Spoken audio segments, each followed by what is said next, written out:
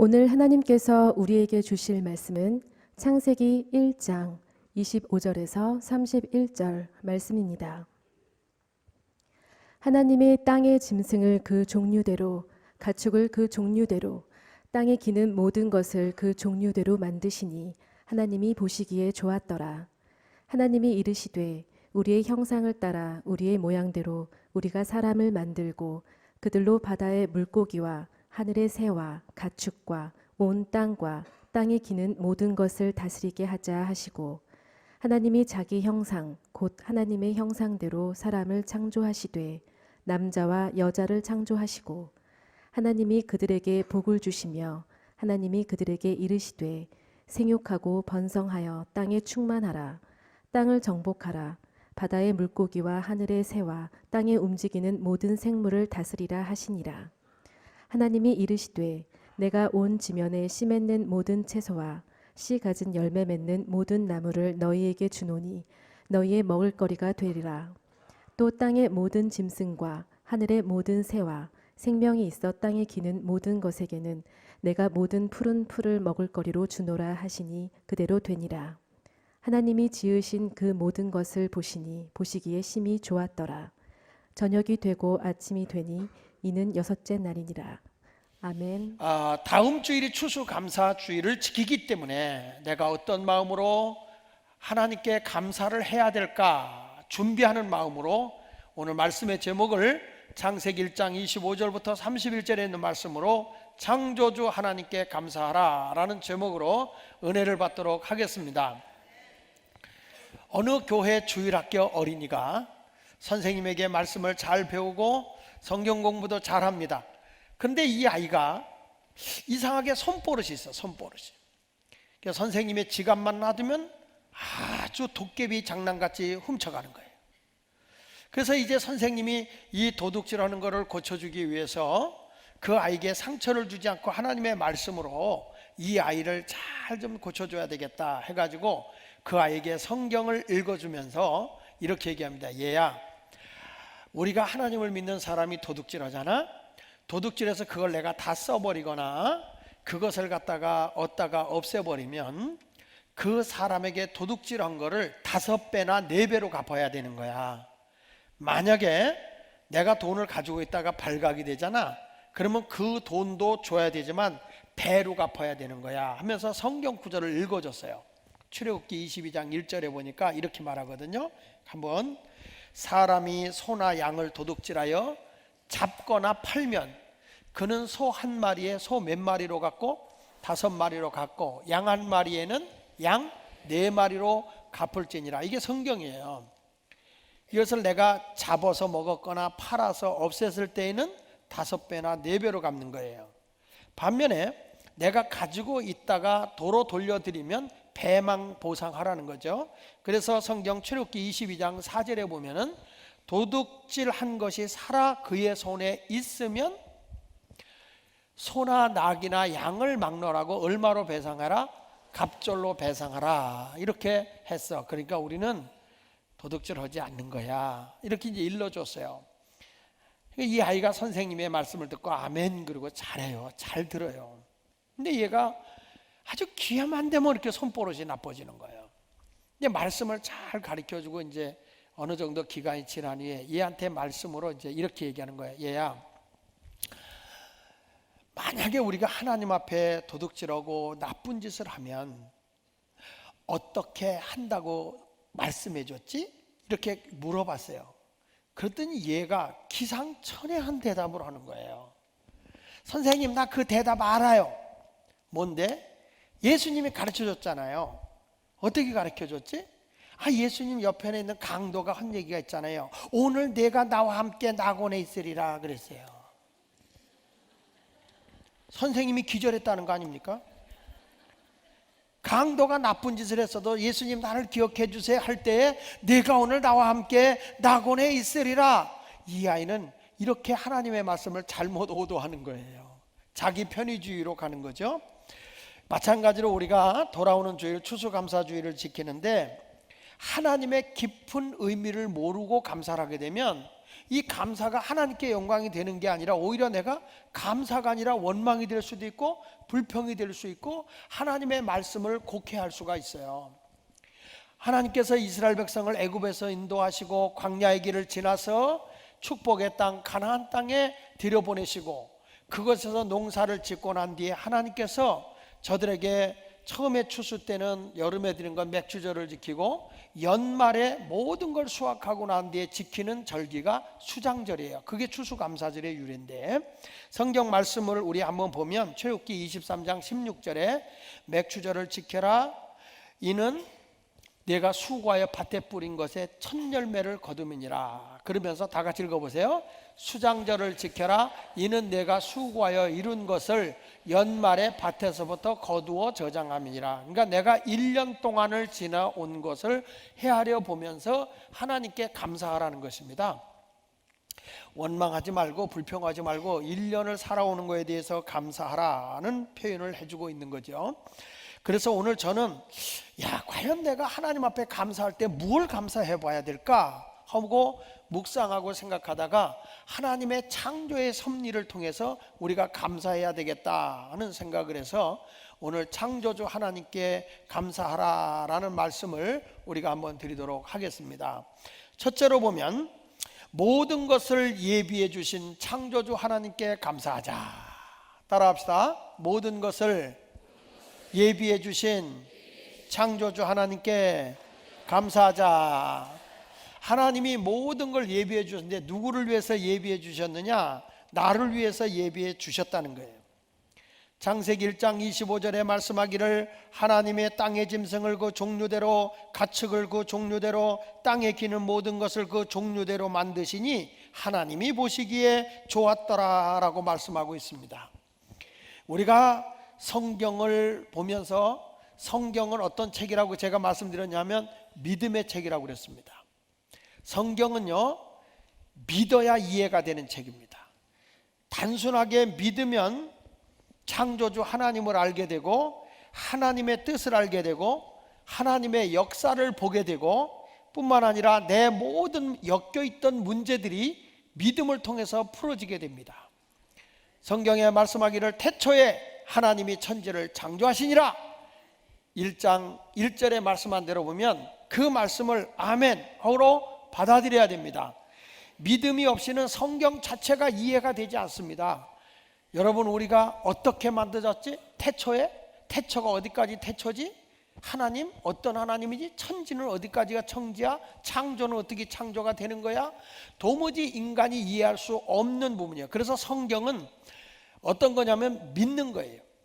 믿음으로써 이해를 가져야 되는데 하나님의 말씀을 단순하게 받아들이면요 모든 문제가 단순하게 풀려요.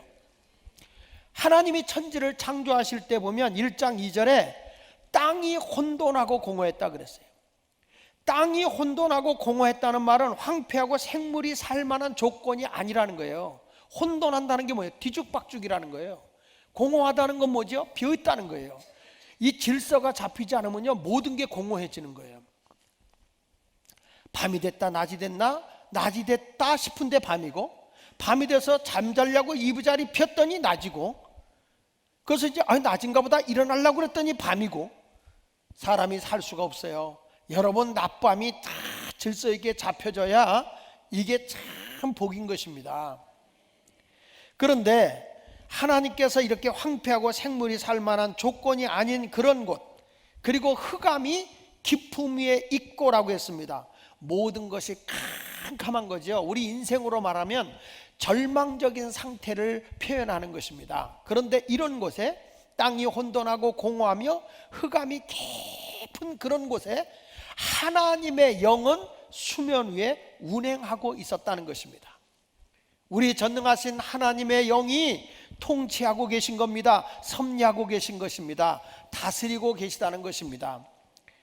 여러분의 가정이 여러분의 삶이 지금 혼돈하고 공허해서 질서가 잡히지 않으면 얼마나 여러분 내가 공허해집니까?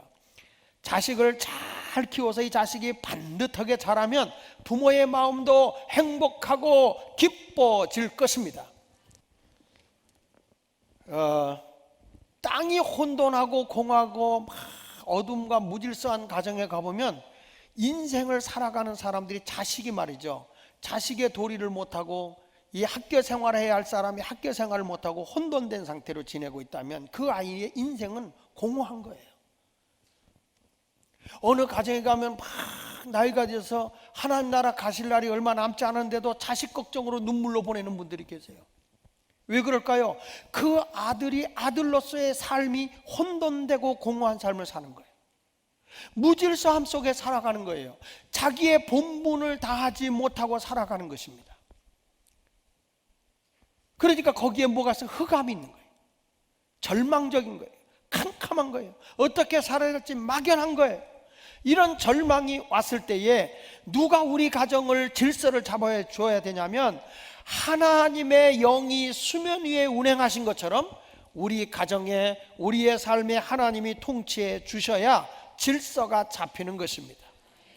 우리 하나님은 혼돈되고 공허한 것에 질서를 잡기 위해서 우리 하나님이 어떻게 하셨는가 우리가 생각해 보면, 주님이 나누셨어요. 빛과 어두움을 나누셨어요. 물과 물을 나누셨고 바다와 육지를 나누셨어요. 하늘 위의 하늘과 하늘 아래의 하늘을 나누셨어요. 나누었다는 건 뭐죠? 질서를 잡으셨다는 거예요. 질서가 잡힌 곳에는 부족함이 없지요. 주님이 무엇으로 질서를 잡았나요? 말씀으로 질서를 잡으신 것입니다. 사랑하는 여러분, 우리가 이 세상에 살아갈 때에 하나님께서 모든 것을 다 만드셨는데 그게 막 뒤죽박죽 될 때 정리를 하고 계시는 거예요. 혼돈된 것을 질서 있게 창조해 주시는 거예요. 누구를 위해서? 나에게 필요한 것을 채워주기 위해서 하나님께서 지금 창조하고 계시는 거예요. 나의 필요를 다 예비해 주고 있는 것을 알아야 합니다.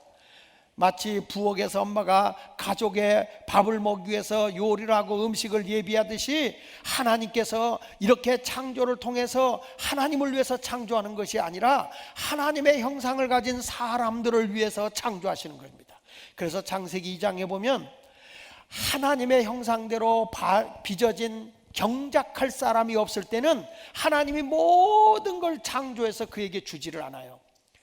내가 하나님 앞에 합당한 자로 세워지게 되면 세상의 모든 것을 하나님은 주신다는 거예요. 내 영혼이 잘 되면 내가 범사가 잘 되게 하고 강건하게 해주신다고 말씀하고 있는 그 말씀을 이루어 주시겠다고 약속하고 있는 것입니다. 운동선수가 연습을 많이 하고 운동을 잘합니다. 근데 이 운동선수가 아무리 잘해도 누구 말씀을 따라야 됩니까? 감독의 말씀을 따라야 됩니다.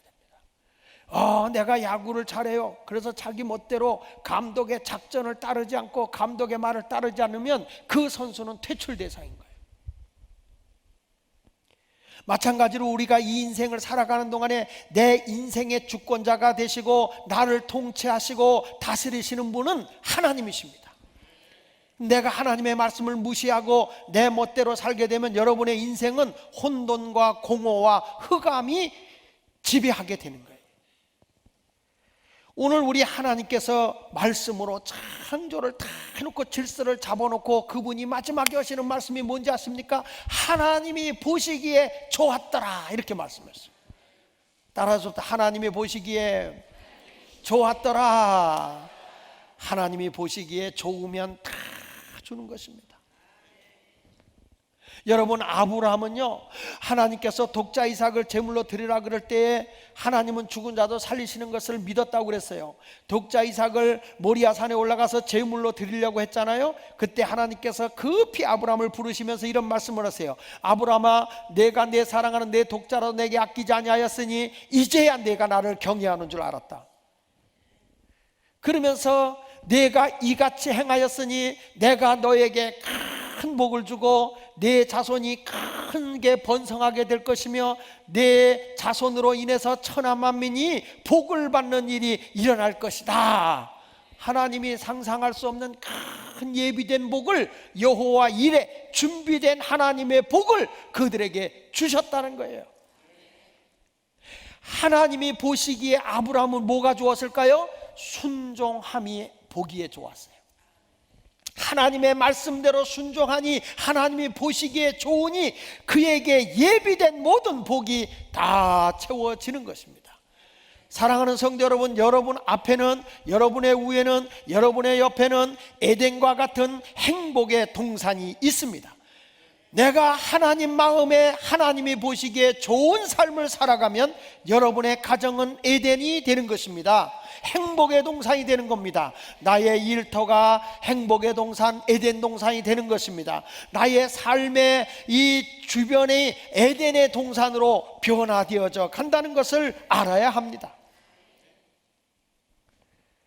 여러분, 우리가 어느 자리를 가더라도 하나님이 함께 해주는 것만큼 큰 복이 어디 있겠습니까?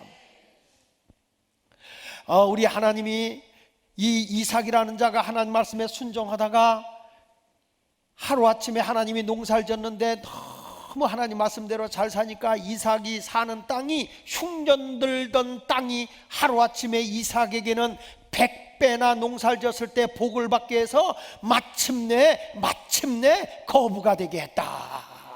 요 아멘한 사람만 거부가 될 거예요. 다시 한번 해봐야지. 이삭아, 너 여기 흉년든 땅이지만 여기에 가지 마라. 내 마음에 들지 않지만 여기 떠나지 마라. 하나님의 말씀대로 순종해라 그랬더니 이삭이 그 땅에 오래 거하였다 그랬어요. 오래 거하였고 농사 짓는데 그 땅에 하나님이 이삭의 땅에만 마침내 에덴의 복을 주는데, 말씀에 순종하고 신앙의 질서가 잡히니까 하나님이 복을 주는데 그에게 100배나 되는 복을 주어서 마침내 거부가 되었다. 에덴은 그런 곳이에요. 하나님의 말씀에 순종하고 살게 되면 마침내 거부가 되었다는 거예요. 얘 부자가 돼서 좋을 줄 알았지 뭐예요. 그랬더니 블레셋의 왕 아비멜렉이 자기 땅에서 부자가 되는 것이 기가 막힌 거예요. 그래서 이삭을 찾아옵니다. 야, 내가 갑자기 우리 동네에서 크게 되고 강하게 되니 기분 나빠. 너 우리 동네 떠나. 그러니까 이삭이 있다가 알았어요. 그리고 떠났어요. 떠나서 그랄 골짜기에 가가지고 그곳에 가서 또 샘을 파니까 희한하게 이삭이 손을 대고 샘을 파면 샘이 콸콸콸콸 터져나와 황무지 샘이 없던 땅이 신앙의 질서가 세워지는 곳에는 하나님이 보시기에 좋아져요. 내가 하나님 마음에 듣게끔 하나님이 보시기에 좋은 삶을 살아가면 그 환경도 좋게. 샘이 막 터져나오니까 그랄 골짜기에 살고 있던 목자들이 와서 야, 이거 우리 우물이야. 아니, 그 전에 우물이 다 메꿔져 있던 거예요. 그런데 내놔. 그러니까 이삭은 알았어, 가져. 그래서 거긴 다툼의 땅이다, 신나라고 이름 붙여놓고 줬어요. 그리고 또 이삭이 거기를 양보해서 그 옆으로 가서 또 샘을 팠더니 이삭이 가는 곳에는 보시기에 좋았더라 하니까 그 땅이 또 샘이 콸콸콸콸 나와요.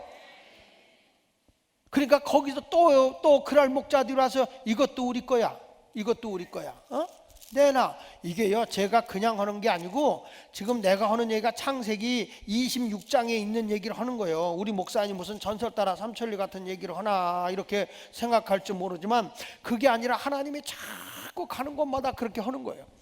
그러더니 이번에는 또 어디로 가느냐, 그걸 또 위로 올라가서 르호봇이라는 곳에 갔어요.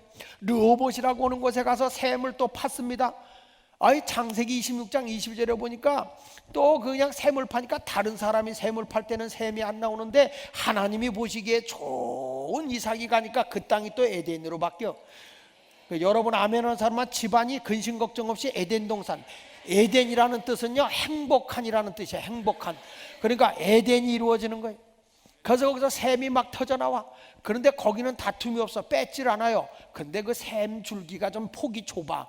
그래서 이삭이 이거 갖고 안 되겠다 가지고 넓은 땅으로 갑니다. 그 땅은 부엘세바라는 곳이에요. 부엘세바에 올라가서 샘을 또 파니까 샘이 콸콸콸콸콸콸콸 막. 요 아멘하는 사람만 아주 모든 게 콸콸콸 터져 나와야 돼. 이 동네 꼭 허락우려 합니다. 이렇게 하나님께서 그에게 귀하게 모든 부엘세바에서 주고 나니까 자기가 쫓아냈던 이삭이 보니까 가는 데마다 잘 되거든요. 그래서 아비멜렉 왕이 와가지고 뭐라는 거니, 이삭아 우리가 보니까 너에게 하나님이 함께하는 게 보이거든. 그러니 우리 더 이상 싸우지 말고 우리 화목하게 같이 화친조약을 맺고 살자. 그러니까 또 이삭이 그래. 그리고 막 음식을 해가지고 로스구이, 스테이크 뭐 이런 것도 해준 것 같아. 가지고 음식을 맛있게 해가지고서 저들을 대접을 하는 거예요. 난 여기서 하나님이 이삭에게 무엇을 보기에 좋게 봤을까 생각해 보니까 그 사람은 화목하게 하는 사람이었다. 누구고 일을 갈고 멱살 잡고 싸우고 분쟁하는 게 아니라 그저 저들이 네 거야 그러면 또 미련한 바보 곰탱이처럼 그래 알았어 가죠. 아 나도 못해 그렇게. 그러니까 나는 죽었다 깨내도 이삭과 같은 복은 못 받아. 왜? 하나님이 보시기에 아직도 나는 그 경지에 이르지를 못해요. 하나님이 보시기에 좋았더라. 아니 얼마 전에 내가 부흥회 가서 잠을 자다 꿈을 꿨지 뭐요. 근데 꿈을 꿨는데 내 마음을 상하게 한 사람을 만났어 꿈에. 근데 나는 다 용서했고 괜찮다 그리고 늘 만나는 사람마다 그랬거든요. 만났는데요 내가 막 욕을 하고 있는 거야. 야 이 싸가지 없는 놈아 네가 그럴 수가 있냐. 막 옛날에 내가 좀 욕잘하던 그걸 내가 하고 있더라니까. 그래서 내가 그때 새벽에 일어나가지고 하나님 앞에 회개했어요. 하나님 내가 변화된 줄 알았더니 하나도 변화가 안 됐네요. 하나님 나는 그냥 겉으로는 천사 같은 줄 알았더니 속에는 아직도 이리가 들어있네요. 뭘 여러분은 또 안 그런 척하고 앉았어요. 어? 마음의 분노 이런 것들이 있더란 말이죠. 그런데 이 이삭이라고 하는 사람은 그렇게 많이 뺏기고 그렇게 약을 올려도 다 교제를 하면서 그냥 화목하게 지내는 거예요. 하나님이 보시기에 좋은 거예요. 화평케 하는 자는 복이 있나니 저가 하나님의 아들이라 일컬음을 받는다고 하시더니 이삭이 하나님 보시기에 좋으니까 그가 가는 곳마다 그냥 에덴 동산처럼 샘이 터져 나오고 궁핍함이 없이 점점 번성하고 점점 잘되고 지는 자라고 무시당하는 줄 알았더니 아니더라고요. 잘 되는 일이 이루어지더라고요. 여러분 우리가 볼 때는 왜 저럴까 하는 생각이 있어요. 야곱이라고 하는 사람이 속여서 형이 받을 축복 기도를 대신 가로챘어요. 근데 야곱이 장자의 복을 받았단 말이에요. 그러니까 이걸 보면서 우리 이런 생각이잖아요. 하나님 저렇게 잔꾀를 부리고 저런 사람이 뭐 이뻐서 하나님 저에게 복을 주시는 거예요. 그런데 하나님이 야곱에게 보기에 좋은 게 있었어요. 그게 뭐냐면 하나님이 장자에게 복을 주는 그 역사적 하나님의 약속이 있어요. 근데 그거를 에서는 우습게 여겨요. 당연히 받는 거라고 생각했어요. 하나님께부터 오는 게 아니라 나는 장자이기 때문에 받는다는 그냥 고마움이 없는 거였어요. 그런데 야곱은 장자는 하나님께로부터 엄청난 복을 받아. 하늘의 복도 받고 땅의 복도 받아. 나는 장자로 태어나지 않은 게 너무 억울해. 하나님 내가 장자의 복을 받고 싶어요. 그래서 저희 형한테 가서 운명적으로는 장자가 받을 복을 갖는 거지만은 천국은 침노당하나니 빼앗는 자가 차지한다고 했던 것을 기억을 하면서 하나님 내가 어쩌면 좋아요, 어떻게 하면 좋아요 그러면서 간절한 마음으로 하나님 앞에 매달려서 기도를 한 거예요. 야곱이 장자가 받을 복을 축복해달라고. 근데 그 기회가 온 거예요. 어머니가 야곱을 보니까 제가 복 받는 게 가정도 굳건하게 일으킬 것 같아. 근데 결국에는 하나님이 뭘 이쁘게 본 걸까요? 하나님이 무엇을 아름답게 본 것일까요? 다른 것이 아니라 하나님께로부터 주어지는 장자가 받는 복을 귀하게 여기는 그 마음을 하나님이 아름답게 본 거예요. 하나님이 보시기에 좋은 거예요. 하나님이 보시기에. 여러분 우리가 이 세상에 살아가면서 그건 뭐 내가 노력해서 살지 뭐 잔깨나 부리고 살지 그게 아니라 하나님께로부터 오는 그 사모함이 있는 사람에게는 외면하지 않아요.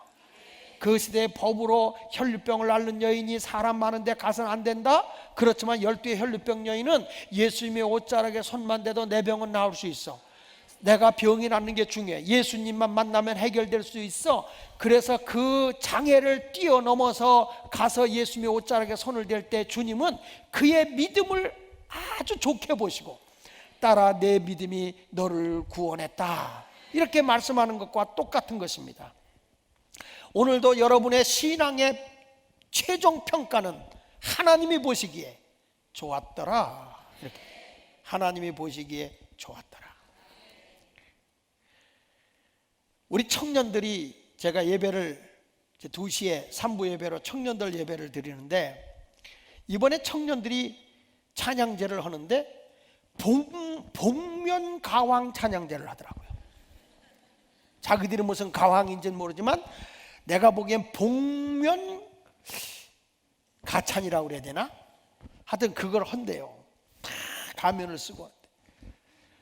근데 사람들이 막 평가해가지고 사람을 딱 이렇게 올려주잖아요.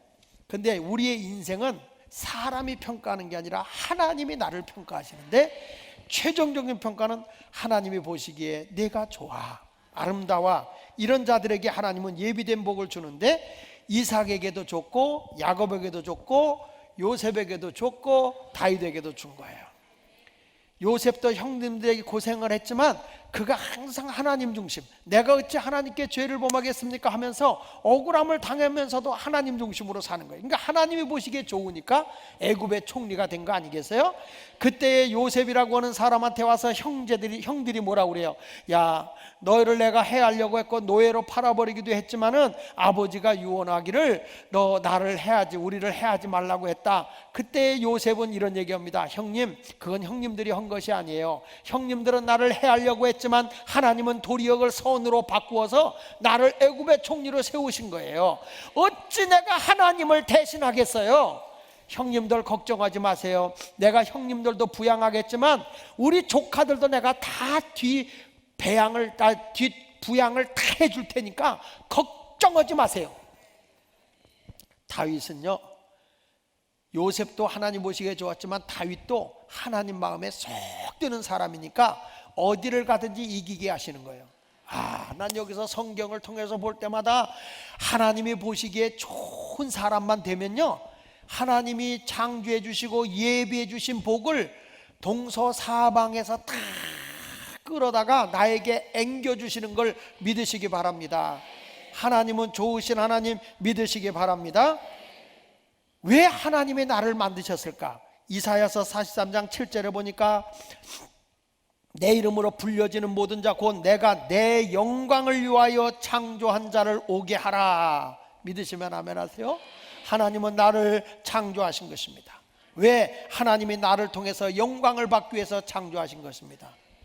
창세기 1장 3절에 보면 나를 위해서 빛과 어두움도 나누어 놓은 것이고, 창세기 1장 6절에서는 궁창을 궁창 아래의 물로 구분해 놓고 지구 표면의 물은 대기권의 물, 수증기의 물, 이런 걸로 다 하나님이 구별해 놓은 것이고, 창세기 1장 10절로 12절에 보면 바다와 육지를 나누어서 바다에는 물고기가 살게 하고 또 육지에는 동물과 각종 나무의 채소들이 살게 해 주신 것이고, 14절에 보니까 해와 달과 별을 만들어서 사시사철을 하나님이 구분해 놓고 말이죠. 21절로 22절에 보니까 하나님이 식물들이 번성하게 하고 각종 모든 사람이 살 수 있는 모든 필요한 것을 다 공급해 주었으니 하나님이 보시기에 좋은 거예요. 여러분, 오늘도 하나님은 여러분과 저를 향해서 복을 주십니다. 창세기 1장 22절을 같이 한번 읽어보겠습니다. 시작. 하나님이 그들에게 복을 주시며 이르시되 생육하고 번성하여 여러 바닷물을 충만하라. 새들도 땅에 번성하라 하시니라. 여러분, 창조된 모든 것을 우리 하나님은 오그러들게 하는 게 아니라 다 창조해서 번성케 하시는 거예요. 완벽하게 하나님이 이 세상을 나를 위해서 만드시고 예비해 준 걸 믿으시기 바랍니다. 내가 신앙의 질서가 바로 잡히고 하나님이 보시기에 좋은 믿음의 생활을 하기만 하면 하나님이 예비해 놓은 그 창조적으로 준비해 놓은 것을 다 안겨다 주실 줄 믿으시면 아멘 하십시오. 하나님 없이 내 노력, 내 힘으로 하려면 얼마나 힘들겠어요. 근데 하나님의 뜻대로 살면 우리 주님이 예비한 대로 안겨주신다는 거예요. 여호와 이레의 복이 주어지는 것입니다. 우리가 왜 부흥회도 한지 아십니까? 하나님의 뜻이 무엇인지, 하나님이 우리에게 요구하는 것이 무엇인지를 알게 되면 우리 하나님께서 그 알게 되는 모든 것이 바로 할 때 준비된 복이 주어지는 거예요. 하나님께서 이 세상에 모든 것을 다 완벽하게 만들어 놓으셨어요. 나를 위해서 말입니다. 그런데 그것뿐입니까? 우리가 죽어서 천국에 가는 것은 더 완벽하게 만들어 놓으셨다고 하셨어요. 요한계시록 21장 3절로 4절에 보니까 하나님께서 내가 들으니 보좌에 큰 음성이 나서 이르되 보라 하나님의 장막이 사람들과 함께 있으며 하나님이 그들과 함께 계시리니 그들은 하나님의 백성이 되고 하나님은 친히 그들과 함께 계셔서 다같이 모든 눈물을 그 눈에서 닦아 주시니 다시는 사망이 없고 애통하는 것이나 곡하는 것이나 아픈 것이 다시 있지 아니하리니 처음 것들이 다 지나갔습니다. 어저께 제가 결혼 주례가 있어서 오래전에 약속했어서 우리 교인에 그 주례식 있는데 거기는 우리 집사람이 가고 내가 주례하러 명성교회를 가봤어요. 명성교회가 얼마나 예배당이 큰지 말이죠. 동시에 결혼식을 10쌍이 오고 있는 거예요. 10쌍이 요홀 요홀 요홀 요홀 그렇게 하는데 제가 들어간 홀은 베들레헴 홀이었어요. 베들레헴 홀이 조그만 소예배실인데 우리 예배당보다 커. 기절하려고 그러다가 내가 야 이거 뭐 교육관이 우리 교회보다 크냐. 그것도 한 교실이 그곳에 가서 주례를 하면서 제가 참 아이러니컬한 걸 느꼈어요. 뭐냐면 제가 얼마 전에는 성남 화장터를 갔어요. 성남 화장터에 들어갈 때는 고래로다가 쭉 들어가는데 12쌍씩 들어가. 12쌍씩. 인생이 글로 들어가서 이쪽은 재가 되는 것이고요. 생명 있는 결혼식 있는 데는 자식을 낳기 위해서 생육하고 번성하기 위해서 만나는 곳이에요. 항상 여러분 보면은 막 결혼할 때는 좋아서 여자가 얼마나 이쁘게 하고 막 그때가 제일 이쁘잖아요. 천사 다음으로 예쁜 것 같아. 그래가지고 탁 하고 좋았다가 결혼하고 며칠 살다 보면 막 싸워. 왜 그러냐면 연애할 때는 다 좋은데 딱 만나고 며칠 살아보니까 제정신이 드는 거지. 제정신이 돌아오니까 허물도 보이고 약점도 보이고 좋을 때는 눈을 흘겨도 아이고 귀여운 거 아이고 눈을 흘겨도 그래. 그런데 결혼하고 나서 제 눈이 들어오니까 어디서 째려 이게 이렇게 바뀌더라고요. 사람이. 그러나 세상은 완벽함이란 없어요. 아무리 그 사람이 좋아 보여도 완벽함은 없어요. 다 허물이 있는 거예요. 그러나 우리 주님이 예비하신 천국은 뭐가 없다고 그랬어요? 사망도 없고 애통도 없고 곡하는 것도 없고 아픈 것도 없는 천국은 완벽한 곳이에요. 천국에 가보니 천국의 성경에 보니까 생명강이 흐르고 있는데 양옆에 생명과실이 쫙 열려 있는데 생각만 해도 그 과실, 야 어떤 사람은 그 얘기를 하더라고. 천국에 가면 황금보석으로 닦으면 아니 그게 아니에요. 세상에 사는 동안에 사람이 제일 좋아하는 게 금은 보아라 그렇게 좋은 것이다라고 표현한 것뿐이지 여러분 세상에 아스팔트가 보석으로 돼서 뭐 귀해요? 모든 집이 금으로 지었는데 뭐 그 귀하겠어요? 세상에서 가장 귀한 게 황금보석이기 때문에 천국은 그렇게 귀한 것이다. 그런데 실질적으로 천국에 가면요 생명 과실나무가 주렁주렁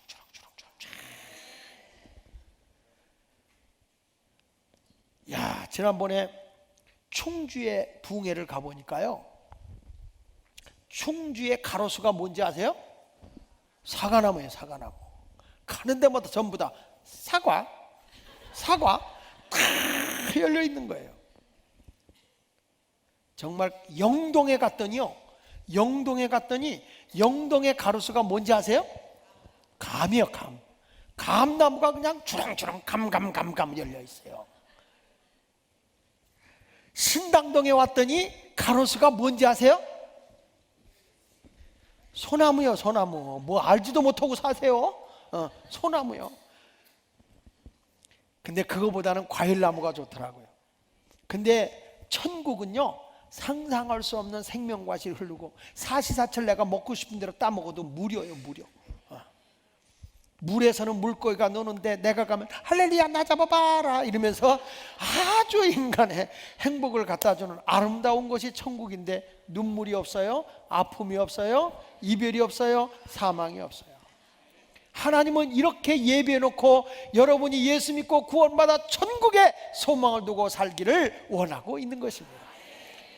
그렇게 완벽한 걸 예비해 놓으신 우리 하나님이 이 세상도 필요한 것을 만들어 놓고 내가 보기에 좋게 살기만 하면, 그 말이야, 하나님이 보시기에 좋은 신앙의 질서 있는 삶을 살기만 하면 내가 예비한 걸 너에게 다 주겠다고 약속하고 있으니 그 하나님께 우리가 감사하고 살아야 할 줄로 믿습니다. 두 번째 가서는 하나님의 형상을 따라 만들어주신 하나님께 감사해야 됩니다. 내가 누구 형상을 닮았느냐 중요한 거예요. 여러분 자식이 태어났을 때 아유 얘는 왜 옆집 아저씨 닮았냐 그러면 어떻게 되겠어요? 이게 마음이 상하는 거예요. 왜 옆집 아저씨 닮아요? 야, 그 전에 우리 애를 낳았을 때 우리 어머니가 걔를 봐줬거든요. 내가 그랬어요. 아유 엄마 닮았네 엄마. 내가 우리 어머니한테 그랬어요. 우리 엄마 얘 봐 코 봐 엄마 꼭 닮았어 똘맞았어. 그랬더니 걔만 끌어안고 있어요. 어머니가 애기 보기 좋게 하는 방법 엄마 닮았어요. 엄마하고 똑같아요. 힘든 줄 모르고 봐요.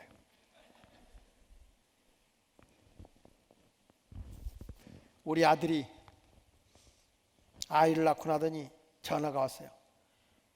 아빠 꼭 닮았어.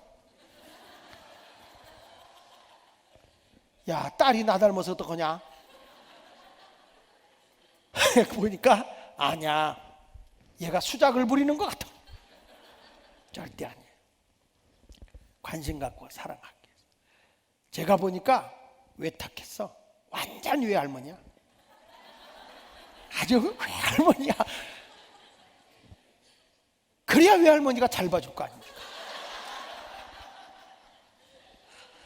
사람이 누구를 닮았냐 하는 것은 굉장히 중요한데 우리는 하나님이 만드실 때 하나님의 형상대로 만드셨다는 거예요. 창세기 1장 26절로 27절에 하나님이 이르시되 우리의 형상을 따라 우리의 모양대로 우리가 사람을 만들고 그들의 바다 물고기 하늘의 새와 가축과 온 땅과 땅에 기는 모든 것을 다스리게 하자 하시고 하나님이 자기 형상 곧 하나님의 형상대로 사람을 창조하시되 남자와 여자를 창조했다. 하나님의 형상대로 창조했다는 게 뭐예요? 하나님은 영이시잖아요. 우리도 영적인 존재로 만드셨다는 거예요. 그뿐 아니라 하나님은 모든 걸 말씀으로 창조한 것처럼 사람은요 창조의 능력이 있어요. 까치가 아무리 영악하고 까마귀가 아무리 영악해도 까마귀는요 정말 놀라워요. 뭐 이렇게 물고 이렇게 뭐 이렇게 트럭 같은 거에다 뭐 이렇게 싣고 가잖아요. 그럼 위에서요 그걸 보고 있다가 탁 트럭을 쫓아가면서 집어가더라고. 난 그걸 진짜 봤어요. 그리고 단단한 게 걸리잖아요. 그러면 이 까마귀가 굉장히 지혜로워요. 차 지나가는 땅에다 떨어뜨려서 지나갈 때 이게 깨지잖아요. 깨지면 그걸 먹는 거예요. 우와, 여러분보다 나아요. 여러분은 망치 들고 확 이러잖아요.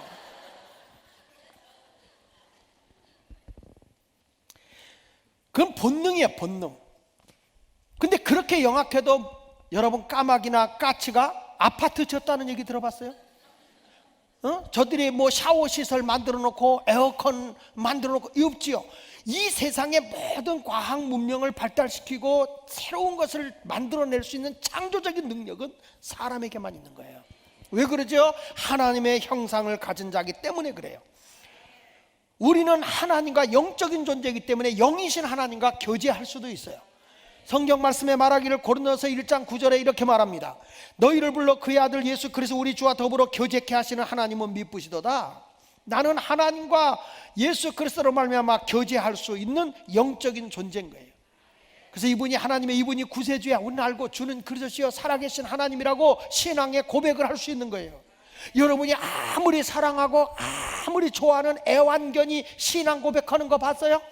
엉엉 주는 그리스도시요 엉엉엉 살아계신 하나님의 아들입니다 엉엉 아멘. 아무리 영특한 애완견이라도 절대 신앙 고백 못하는 거예요.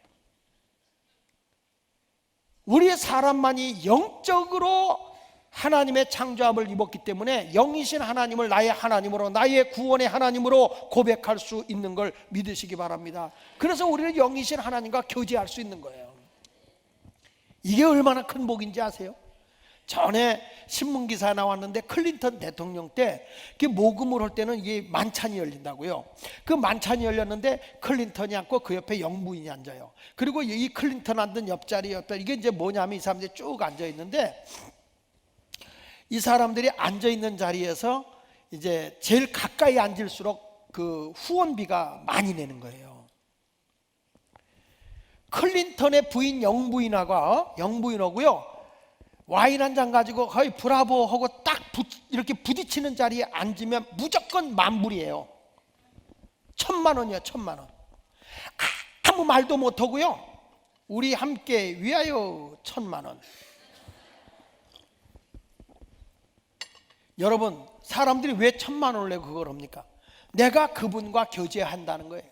그분과 교제하는, 귀한 분하고 교제한다는 그 사진 한 방 찍는 것 때문에 1,000,000원. 그걸 자랑스럽게 여겨요. 전에 김영삼 대통령이 민주당 바자회를 할 때 그분이 짚고 다니던 지팡이를 바자회 물건으로 내놨잖아요. 그게 여러분 얼마에 팔린지 아세요? 4,000,000원에 팔렸어요. 지팡이 하나가 바자회 때. 여러분 짚고 다니는 지팡이 한번 100개를 내놔보세요. 사람들은 왜 그 지팡이를 가져갈까? 그 사람이 사갔을 때 이랬을 거예요.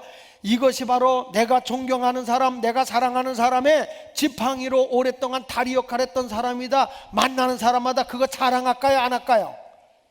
해요. 그분하고 뭐 무슨 교제가 이루어졌는지 모르지만 지팡이 하나도 그렇게 귀한 거예요. 그런데 여러분, 인간의 생사를 주관하시는 전능하신 하나님이 나와 영적으로 교제하고 있다는 것은 엄청난 복입니다. 우리는 그 하나님과 찬양할 수 있는 거예요. 시편 150편 6절에 보니까 호흡 있는 자마다 뭐라고 그랬어요? 여호와를 찬양할지어다 할렐루야 그랬어요. 한 사람 한 사람 보면 아무것도 아니에요. 여러분, 하나님이 처음에 사람을 만드실 때 아담이라고 그랬죠. 아담이라는 말이 원문에서 보면 뭐냐면 아담아예요. 아담아라는 뜻은 흙이라는 뜻이에요. 흙. 그러니까 사람이 아담이다 그 말은 뭐예요? 너는 흙이야 그 말이에요. 흙. 그래서 여러분이 죽으면 어디로 가요? 흙으로 가요. 티끌로 가는 거예요. 흙으로 만들어진 존재이지만 거기에 하나님이 생기를 불어넣었더니 생명이 됐다는 거예요. 우리의 몸이, 우리의 영이 아주 오묘해졌다는 거예요. 사람이요, 하루에 심장이 몇 번 뛰느냐? 103,689번이 뛴다고 그래요. 여러분 하루에 이렇게 잠자고 있잖아요. 그래도 심장이 팔딱팔딱 뛰는 게 평균적으로 103,689번이 뛰고요. 내 몸속에 피가 계속 여러분 멈춰 있지 않습니다. 계속 돌고 있는 겁니다.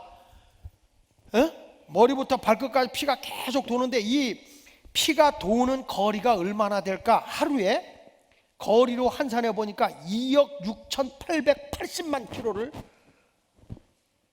놀라지도 않네요. 이 피가 하루에 도는 그 거리로 환산해 보면 2억 6,880만 킬로를 달리니까 부산을 왕복으로 잡으면, 여유있게 잡아서 800킬로로 보면요, 몇 번을 하루에 부산을 왔다 가는 거냐면 33만 6천 번을 왕복하는 거예요. 내 피가 나도 모르는 사이에 이게 돌고 있는 거예요. 하루에 여러분 숨은 몇 번 쉴까요? 이게 정신 빠진 사람이 연구해 놓은 거예요. 이거. 하루에 숨은 23,040번을 쉰다고 그래요. 하루에 숨을 23,040번을 쉬고 있는데, 더 놀라운 거냐면 우리 몸속에 있는 물질이 몸의 구성과 활동에 정보를 주는 게 있는데 그게 DNA예요. 다 달라요. DNA가 다 다르는데 우리 몸속 세포 속에 DNA라는 성분이 있단 말이에요. 그런데 여러분, 사람의 DNA는 사람의 모습으로 살게 돼 있어요. 원숭이는 원숭이의 DNA가 있어요. 그래서 원숭이는요, 나무를 보면 누가 안 가르쳐줘도 나무를 잘 타요. 원숭이의 DNA가 있기 때문에 그래요. 여러분, 꽁 있잖아요. 꽁 알에서 나와요, 새끼로 나와요? 알에서 나와요. 오리는 알에서 나와요, 새끼로 나요? 또 새끼라는 분이 있어요. 알이요, 알에서 나와요. 그런데 그 꽁은 꽁의 DNA가 있어요. 오리는 오리의 DNA가 있어요. 꽁은요, 누가 안 가르쳐줘도 딱 태어나면 어디로 가는지 아세요? 산으로 가요. 오리는요, 딱 태어나면 어디로 가요? 물로 가요. 누가 안 가르쳐줘도 다 가요. 이게 DNA예요. 놀랍잖아요. 거북이가 새끼 알을 어디다 납니까? 모래나 땅속 깊은 데다 묻어놔요. 묻어놓고 육지에다 묻어놓습니다. 그런데 희한해요. 이게 부화돼서 나오죠. 어디로 갑니까? 누가 안 가르쳐? 전부 다 바다로 가. 바다로 막 겨가다 잡혀 먹어도 그 먼 데를 그냥 거북 하면서 막 갑니다. 이게 뭐냐면 거북이의 DNA가 그에게 존재하고 있기 때문에 그를 찾아가는 거죠. 마찬가지로 하나님의 형상을 가진 우리에게는 영적인 DNA가 있어요. 그래서 인간이 한계에 부딪히고 절망적으로 부딪히게 되면 자기도 모르는 새에 찾을 수밖에 없는 게 하나님이에요. 아이쿠 하나님 그러는 거예요. 여러분, 스님들도요, 다급한 일이 생기면 자기도 모르게 아이쿠 하나님 남이압을 타압을 간세 그 다음에 나오는 거예요. 그거는 이게 왜냐하면 사람의 본능이 하나님의 영을 받은 존재이기 때문에요, 영적인 존재이기 때문에 결국에는 다급하고 막 무의식 상태에 빠져버리게 되면 위급한 상황에서는 하나님을 찾게 돼 있다고요. 그게 우리에게 흐르는 영적 DNA예요. 하나님 없이 산다? 그게 편안할 때 얘기죠. 다급하면 다 하나님을 찾게 되어 있는 것입니다. 내가 하나님 마음에 합당하게 살게 되면 하나님의 형상대로 창조된 영적인 존재입니다. 우리가 이번에 부흥회하는 것도 여러분 영적인 것을 경험해야 돼요. 살아계신 하나님을 만나면 내 신앙이 굉장히 성숙하게 되고 행복하게 되고, 그러면서부터 하나님의 예비된 그 놀라운 준비된 복을 우리가 받을 수 있는 거거든요. 걱정이 없어요. 주님의 은혜를 입으면요. 사람이요, 하나님이 이렇게 귀한 은혜를 줘서 성령으로 충만하고 살아가는 것도, 육체도 하나님이 아름답게 만들어줬기 때문에 배부르면 배부름을 느끼잖아요. 그 배부름을 느끼지 못한 게 장애거든요. 큰 장애입니다. 제가 아는 목사님이 우리 그 입당 예배 때도 오신 목사님인데 그 집 아들이 중학생이에요. 근데 이 아이는요, 무슨 장애가 있냐면 머리도 똑똑하고 공부도 무지하게 잘해요. 근데 얘는 먹는 거는 한없이 먹는데 배부름을 못 느껴요, 애가.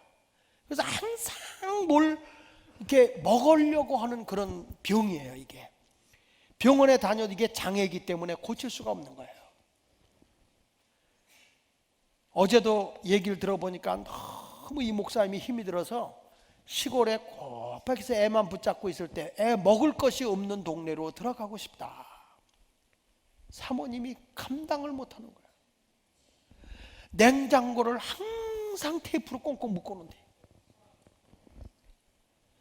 어느 순간 얘가 중학교 2학년인데 어느 순간에 이 아이가 엄마 아버지의 지갑을 가지고 도망을 가버린대요. 도망을 가는데 한없이 도망가는데 어디로 가는지 모르게 도망을 간대요. 자기의 먹을 것을 엄마 아버지가 말리지 않는 곳으로 못 찾아요. 목사님이 설교를 준비하고 새벽 1시 2시 되면 갑자기 강릉에서 전화가 온대요. 돈이 떨어서 사 먹다가 없으면 아무 가게나 들어가서 막 먹는 거예요. 얘는 그걸 의식을 못해요. 그 경찰서에서 붙들려가. 여러분, 내가요, 음식을 먹고 배부름을 느낀다고는 조차도 감사해야 될 일이더라고. 이게 어저께 그 얘기를 제 아내하고 같이 듣다가 제 아내가 이거는 영적인 문제 같습니다. 그래서 한번 우리 교회로 한번 데리고 와보세요. 여러분, 사람이요 이렇게 더위를 느끼고 사는 것도 감사하고요, 이런 분이 있어요. 세상에 뭘 먹어도 땀이 한없이 쏟아지는 사람이 있어요. 매운 거 아니고 그냥 맹물 먹어도 땀이 줄줄줄줄 나요.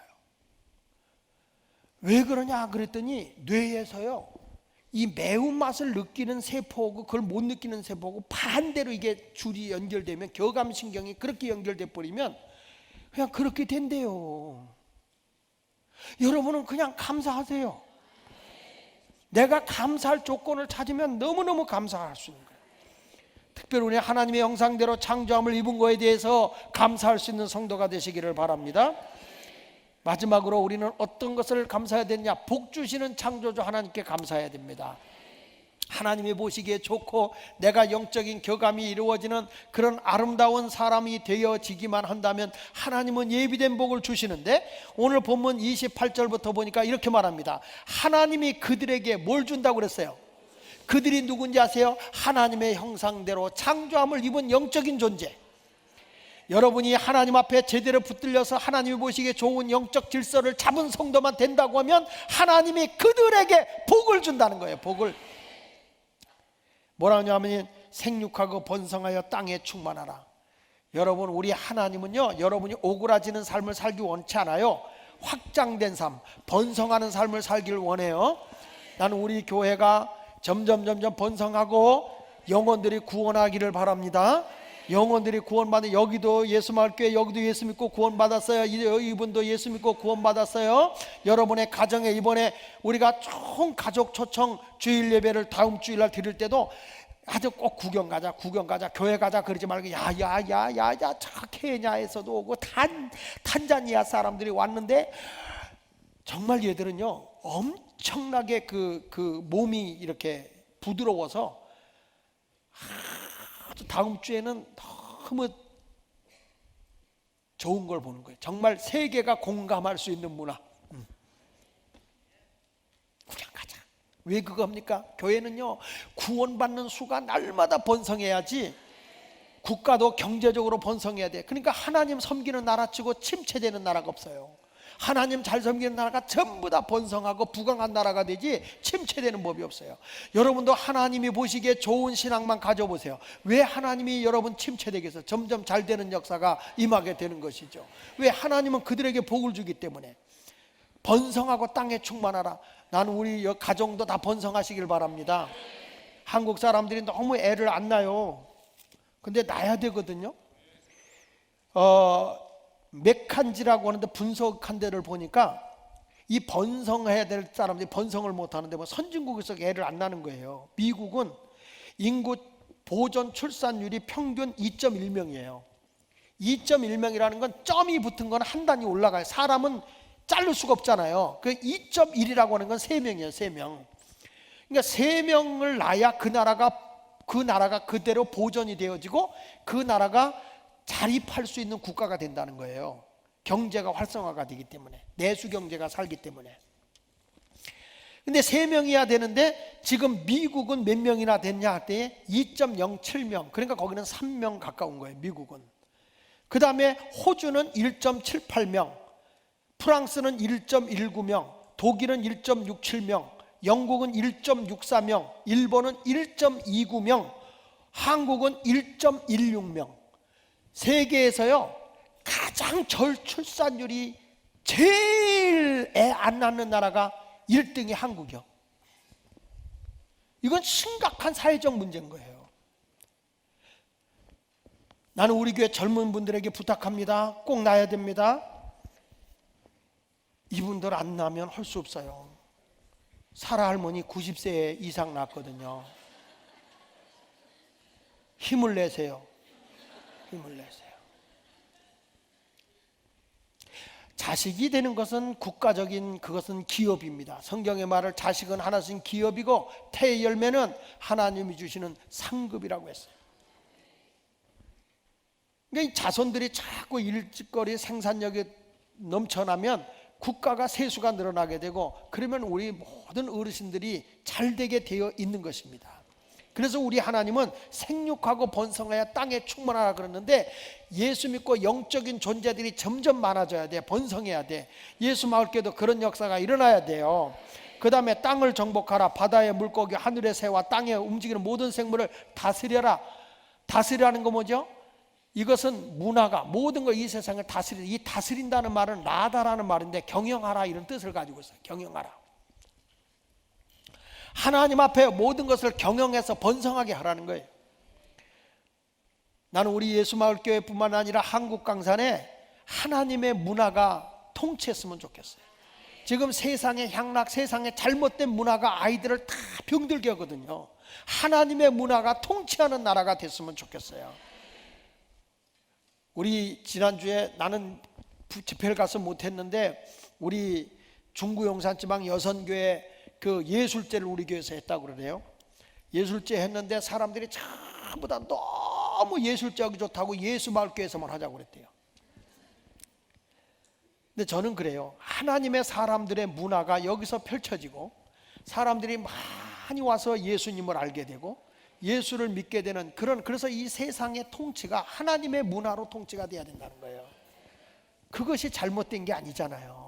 세상 문화는 죄 짓는 거 아닙니까? 발바닥을 비워가며 삐빠빠 눌러 미스 베이비 그 멀리 기적이네 이런 거, 그리고 마시고 또 마시고 토하고 또 토하고, 세상에 어지럽다고 화장실에 가서 토하고 또 와서 또 먹어. 로마가 멸망할 때하고 똑같은 거예요. 먹을 것은 많고 위는 한정되고, 그러니까 토하는 약을 먹고 가서 토해놓고 배가 비면 또 먹고, 미친 사람들이 많아요. 이제부터 우리는 하나님이 우리를 창조한 목적이 뭐냐? 복을 주기 위해서다. 하나님이 보시기에 좋은 여러분이 됐으면 좋겠어요. 믿습니까? 여러분, 자식이 잘하는 거 보면 좋지요. 어젯밤이었어요. 오늘이죠. 오늘 밤 12시 45분에 내 핸드폰에 카톡, 그거 뭐가 올라왔어요. 이 밤에 무슨 카톡이야. 카톡을 봤어요. 우리 딸이 보낸 거였어요.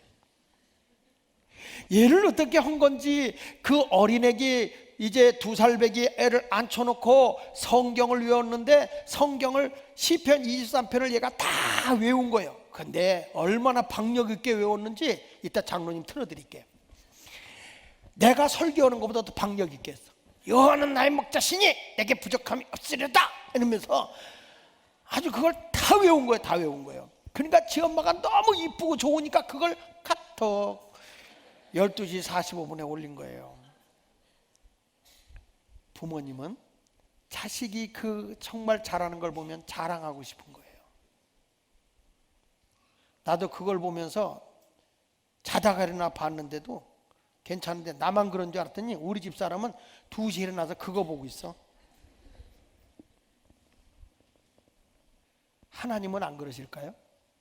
여러분이 하나님 보시기에 아름답고 귀하게 깜짝 놀라게 믿음 생활하면 하나님이 주고 싶고 또 주고 싶고 보여주고 싶고 더 보여주고 싶고 있는 걸 다 주고 싶은 거예요. 하나님은요, 여러분들의 죄를 다 용서해서 죄를 가려주는 것도 복이잖아요. 성경 로마서 4장 6절로 8절까지 보면 일할 것이 없이 하나님께 의로 여기심을 받는 사람의 복에 대하여 다윗이 말한 바 불법이 사함을 받고 죄가 가리워짐을 받는 사람들은 복이 있고 그랬어요. 내가 예수님의 이름으로 죄 사함 받은 건 복이 있는 거야. 죄가 가리워졌으니 하나님의 은혜가 주어지는 거예요. 하나님의 사랑이 주어지는 거예요. 주께서 그 죄를 인정하지 아니하실 사람은 복이 있도다. 죄 문제 해결되면 하나님께서 좋은 것으로 채워주시는 걸 믿으시기 바랍니다. 이제 우리 하나님이 다시 말씀합니다. 여러분 생육하고 번성하라고 합니다. 이제 점점 왕성해지고 확장된 삶을 살아가시기 바랍니다. 처음에 제가 우리 교회 개척할 당시에 와보면 교인들이 참 힘들게 사는 분이 많았어요. 지하로 내려가고 이 가게 하나 얻었는데 방 얻을 돈이 없어요. 그러면 이 가게에다가 다락방을 매요. 다락방을 매고 거기를 90도 각도로 사다리를 매가지고 올라가서 겨울 들어가서 절대 일어나면 안 돼. 겸손해야 살아. 거기는 이게 얕으니까요. 그래가지고 겸손하고 들어가서 거기서 잠자고 신방 가도요 90도 각도로 내가 먼저 올라가요. 여자들이 먼저 올라가면 안 되잖아요. 그러니까 올라가요. 올라가서 거기 앉아서 신방 앉아서 예배드리고 겨 갔다가 겨 나오는 거예요. 그리고 거기서 신방을 드렸는데, 그렇게 예수 믿던 분들이 하나님의 뜻대로 사니까 다 하나님의 복을 받고 이제는 다 안정된 삶을 살더라고요. 그런데 처음 또 예수 믿는 분들 다니다 보니까 힘들게 눈물겹게 사는 분들도 너무너무 많은 거예요. 눈물겹게 사는 분이 많지만 저는 소망이 있어요. 왜냐하면 하나님의 형상대로 창조함을 받은 우리가 하나님이 보시기에 좋은 삶만 살으면 절대 여러분 빼앗겼던 것도 하나님이 도로 안겨다 주시는 하나님이고 복을 주시는 하나님이기 때문에 여러분의 삶이 확장되게 하시는 분이지 오그라지게 하시는 분이 아니신 거예요. 지금 내가 힘들고 어렵다, 그거에 실망하지 마시고요, 하나님이 보시기에 좋은 삶을 살자는 거예요. 우리 하나님이 그렇게 되면 어떻게 됩니까? 다스릴 수 있도록 해주시는 겁니다. 창세기 1장 28절에 있는 말씀처럼 바다와 물고기, 하늘의 새와 땅에 움직이는 모든 생물을 다스리게 합니다. 세상의 것 움직이지 마십시오. 세상을 의지하지 마십시오. 해와 달과 별, 토테미즘 이런 가축이나 짐승이나 이런 걸 의지할 필요는 없습니다. 우리는 오직 하나님만을 의지하고 하나님만을 바라보고 나가면 하나님 뜻에 맞는 모든 것을 주시는데, 하나님이 거저 주신대. 거저. 여기 보십시오. 창세기 1장 29절로 30절에 말씀하기를 같이 읽어보겠습니다. 시작. 내가 온 지면에 씨 맺는 모든 채소와 씨 가진 열매 맺는 모든 나무를 너희에게 주노니 너희의 먹을 거리가 되리라. 또 땅의 모든 짐승과 하늘의 모든 새와 생명 있어 땅에 기는 모든 것에게는 내가 모든 푸른 풀을 먹을 거리로 주노라 하시니 그대로 되니라. 하나님은요, 하나님 마음에 드는 사람, 하나님이 보시기에 좋은 그런 신앙인이 되어지기만 하면 모든 것을 조건 없이 하나님이 주신다는 거예요. 그래서 우리는 복을 주시는 하나님께 감사해야 되는 것입니다. 건강을 주신 하나님께 감사하십시오. 세상에 있는 것 중에 소중한 것이 뭡니까? 내가 보니까 소중한 것은 하나도요 계산할 수가 없어요. 하나님은 햇빛도 햇빛세 안 받으세요. 물세도 안 받으세요. 세상 사람이 받아가는 거지, 수대세를 여러분이 오염되지 않은 물을 파가지고 먹어도 주님이 물값 내 그런 법 없어요. 바다에 가서 고기 잡아 물고기 잡아 먹어도 고기값 안 내요. 하나님은 귀한 것을 그냥 주는 거예요. 산소도 그냥 준 거예요. 이 자연의 아름다운 것도 하나님이 그냥 주신 것을 기억해야 할 줄로 믿습니다. 만약에 여러분들이 아이를 낳는데 그 아이한테 이렇게 한번 해보세요. 야, 너 내가 이제 길러줄 텐데 너 기를 때 음식비, 숙박비, 양육비, 교육비 이거를 내가 기를 때 내가 나중에 커서 갚겠다고 하는 서약이 없으면 내가 기르지 않겠다. 이런다면 이 세상에 살 사람은 아무도 없을 거예요. 우리 하나님도 마찬가지예요. 여러분, 이 세상에 아무것도 받지 않고 거저 주니까 우리가 사는 거예요. 햇빛 쬐니까 우리 몸에서 비타민 D가 나와서 노화 예방을 해요. 여러분, 내가 이 햇볕을 쬐고 살아야 하나님이 건강도 주는 거고 모든 식물이 자라요. 저 지하에다가 이 화분을 한번 나무를 하나 몇 주간 놔봤거든요. 그랬더니 이 나무가 이상해지는 거예요. 이상해지는 거예요. 그러니까 얼른 또 이 햇빛 나는 데로 올려놓으니까 그 나무가 할렐루야 그리고 살아나는 거예요. 햇빛을 주신 나무도 감사하는 거예요. 오늘도 사랑하는 여러분, 이제 모든 것을 나에게 필요한 것을 공급해 주시는 하나님, 창조의 하나님을 꼭 기억하시고, 우리는 감사할 것들이 너무너무 많은 사람들인 거예요. 불평하기보다 감사의 사람이 되고 승리의 삶을 살아가는 여러분이 되시기를 예수 이름으로 축원합니다. 기도하겠습니다. 우리 다